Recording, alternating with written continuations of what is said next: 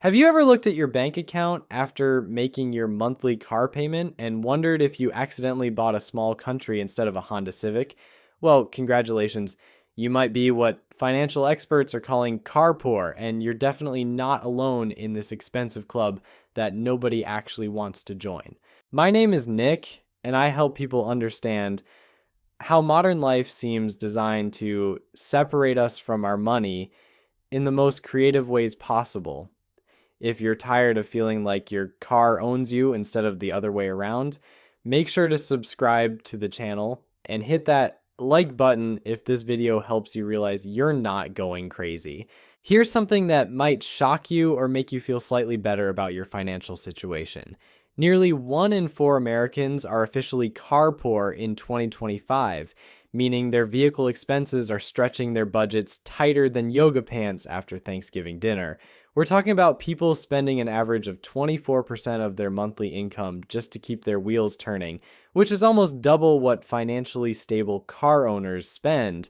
But here's where it gets really interesting and honestly a bit terrifying. This isn't just about those monthly payments that make you question your life choices. Car poor Americans are trapped in a web of expenses that goes way deeper than what most people realize, and the ripple effects are destroying financial futures across the country. When I say destroying, I'm not being dramatic. Vehicle ownership has limited nearly 40% of Americans' ability to save for major life goals, like buying a home, getting an education, or preparing for retirement. Think about that for a moment. 2 out of 5 people in this country are watching their dreams get repoed along with their financial security, all because of transportation costs that have spiraled completely out of control. The situation is particularly brutal for younger generations. Half of Gen Z can't afford homeownership, education, or retirement, specifically because of car ownership expenses. These are people who should be building wealth and planning their futures, but instead they're feeding money into machines that lose value faster than ice cream melts in Arizona. Now, you might be thinking this is just about people making poor financial decisions or buying cars they can't afford. And sure, that happens, but the reality is much more complex and frankly more disturbing than individual choice. The numbers tell a story of a transportation system that has become fundamentally broken for average Americans. Let's talk about what car ownership actually costs in 2025, because I guarantee the real numbers are higher than what you're thinking. The total cost of owning and operating a new vehicle has reached $11,577 annually. That breaks down to $964.78 every single month, which is more than many people pay for rent in some parts of the country. Even though that represents a slight decrease from 2024, we're still looking at nearly $12,000 per year to own a car. For context, that's enough money to take a very nice vacation, max out an IRA contribution, or cover several months of groceries for a family. Instead, it's disappearing into the black hole of vehicle ownership. The monthly payment itself averages $749 for new cars and $529 for used vehicles. But here's the part that really gets me. The average new car now costs $50,000. $50,000. That's a down payment on a house in many markets, or enough money to completely change someone's life if invested properly. Used cars aren't much better at an average of $25,000, which means even the supposedly affordable option is still a massive financial commitment that most families struggle to handle. When did reliable transportation become a luxury item that requires financing terms longer than most people stay at their jobs? Insurance alone is costing car owners an average of $1,694 per year, and that's just for the privilege of legally driving the expensive machine you're already paying for. Add in registration fees, maintenance, repairs, fuel costs, and the opportunity cost of having all that money tied up in something that's losing value every day, and you start to understand why so many people feel financially suffocated by their vehicles. Financial experts recommend spending no more than 10 to 15% of your disposable income on transportation costs, but reality shows most Americans are blowing past that recommendation like they're late for work. The Consumer Price Index indicates transportation expenses average around 16.8% of overall budgets, and that's just the average. For car-poor households, we're talking about 20 to 25% or more. Let me put this in perspective with actual numbers. The median household income in America is around $85,000. If you're spending that average $964 monthly on vehicle ownership, you're dedicating nearly 14% of your gross income to this single expense category. But remember, that's gross income before taxes take their bite. After federal taxes, state taxes, Social Security, and Medicare, that same household might be taking home around $60,000, which means vehicle expenses are consuming nearly 20% of their actual spending power. Suddenly, that recommended 10 to 15% looks like a fantasy for most working families. The situation becomes even more absurd when you consider regional variations and income levels. A household making $56,000, which is the lower end of the middle class range, could easily be spending 30% or more of their income on transportation. At that point, you're not just car poor, you're getting close to car broke. Here's where things get really ugly, and this might be the most important part of understanding how people get trapped in car poverty. About 26.6% of people trading in vehicles toward new car purchases had negative equity in 2025. That means more than 1 in 4 people owe more money on their car than it's actually worth. The average amount of negative equity hit $6,754, which means these people are starting their next car purchase already in the hole by nearly $7,000. Think about the mathematical impossibility of that situation. You're buying a depreciating asset while simultaneously going deeper into debt, creating a cycle that becomes nearly impossible to escape. It gets worse. Buyers who rolled this debt into new loans paid an average of $915 per month, the highest on record, and $159 more than the industry average. These people aren't just car poor, they're financially underwater in the most literal sense possible.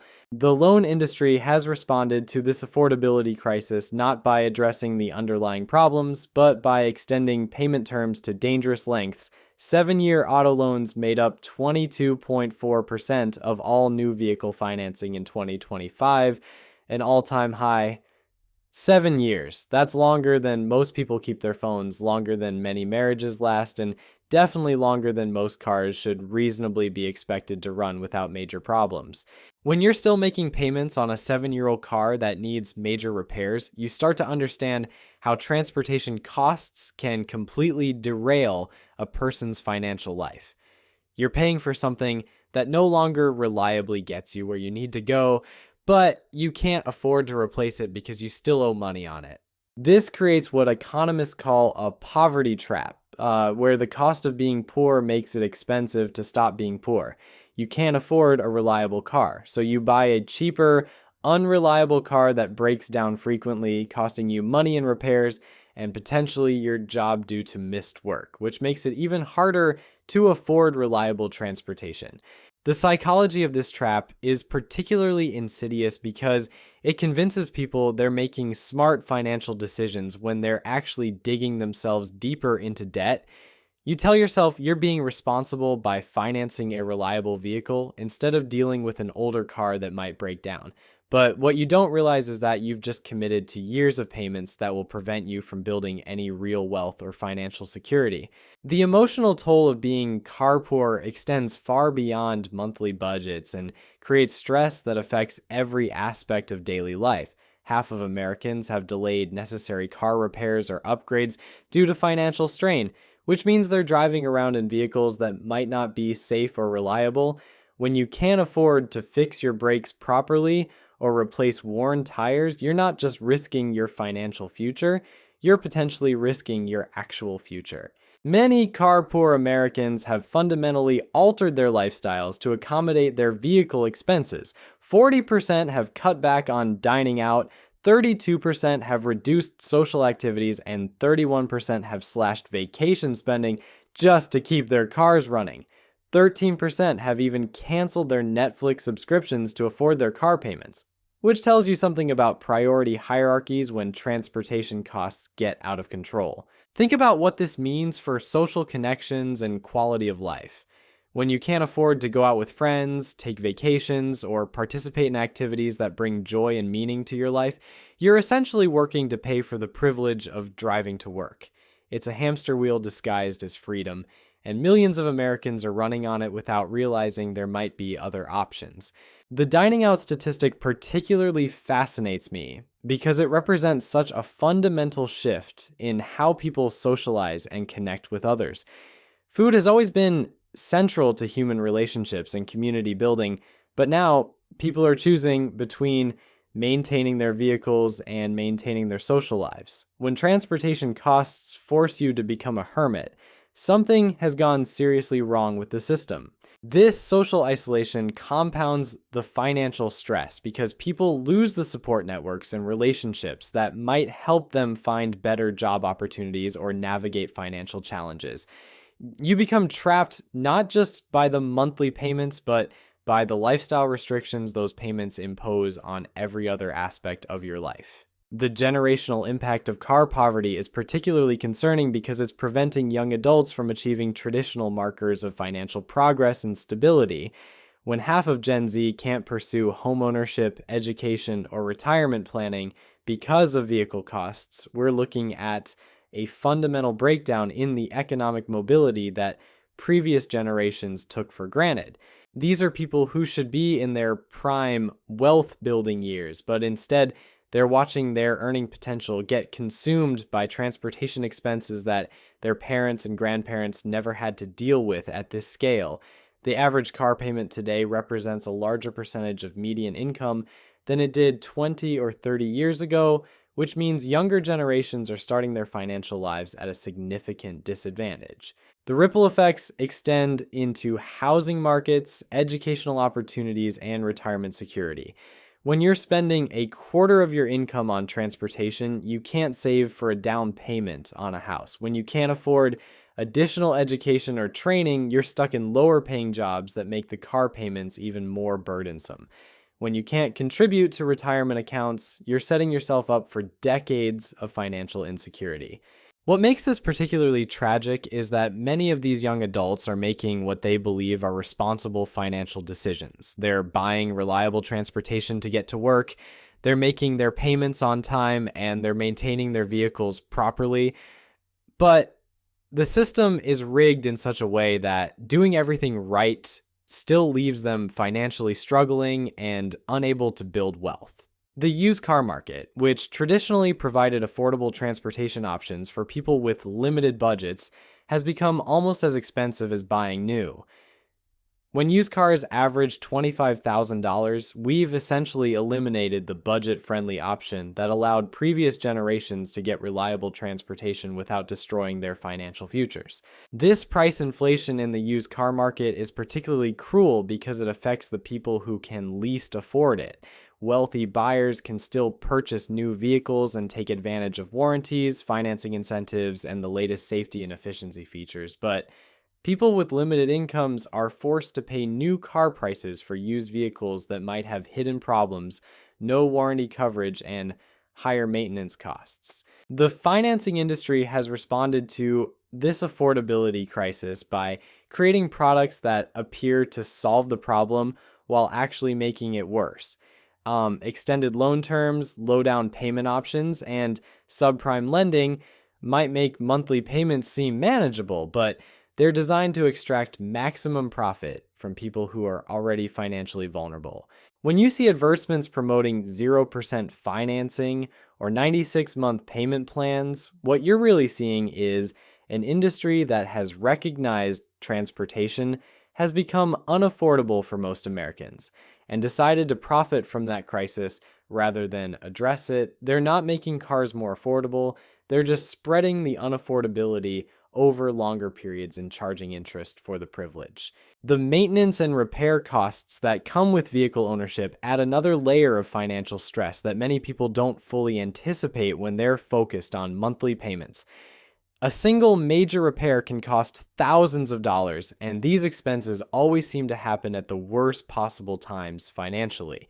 When your transmission fails or your engine needs major work, you're not just dealing with the immediate cost of repairs, you're also dealing with lost wages from missing work, potential rental car expenses, and the stress of not knowing whether it makes more sense to fix an older vehicle or take on additional debt for a replacement. This unpredictability makes budgeting nearly impossible for car poor households because you never know when a major expense will completely derail your financial plans. You might be barely managing your monthly payments and then suddenly need to come up with $3,000 for repairs on a car that's only worth $5,000. The psychological impact of these financial pressures extends beyond individual stress and affects relationships, mental health, and overall life satisfaction. When you're constantly worried about making car payments, affording repairs, or replacing an unreliable vehicle, it's difficult to focus on other important aspects of life like career development, relationships, or personal growth. Many car poor Americans report feeling trapped and hopeless about their financial situations because transportation feels like a non-negotiable expense in most parts of the country. Unlike housing, where you might have options to downsize or relocate, or food, where you can adjust your spending based on your budget, reliable transportation often feels like an all or nothing proposition. This creates a mental prison where people convince themselves they have no choice but to accept crushing transportation costs, even when those costs are preventing them from achieving every other financial goal they claim to care about. You start to rationalize spending more on your car than some people spend on rent because the alternative feels like complete social and economic isolation. The debt consolidation that happens when people roll negative equity into new loans represents one of the most predatory aspects of modern car financing. When you owe $6,754 more than your car is worth, the logical response should be to keep driving that car until the loan balance comes down or the vehicle completely dies. Instead, the industry has created a system that encourages you to compound your debt by rolling that underwater amount into an even larger loan for a newer vehicle. This is mathematically insane, but it's presented as a reasonable solution to an affordability problem that the industry itself created. You're essentially borrowing money to pay off money you borrowed for something that's now worth less than what you borrowed. If this happened in any other area of finance, people would recognize it as a scam immediately. The fact that 22% of new vehicle financing now involves 7-year terms should terrify anyone who understands how money and depreciation work. You're committing to pay for something longer than most people stay at their jobs, longer than many relationships last, and definitely longer than the warranty coverage that might protect you from expensive repairs. By year 4 or 5 of that 7-year loan, you're making payments on a vehicle that's likely experiencing its first major maintenance issues while simultaneously losing value faster than you're paying down the principal. This creates a situation where you're paying premium prices for increasingly unreliable transportation, which defeats the entire purpose of financing a newer vehicle in the first place.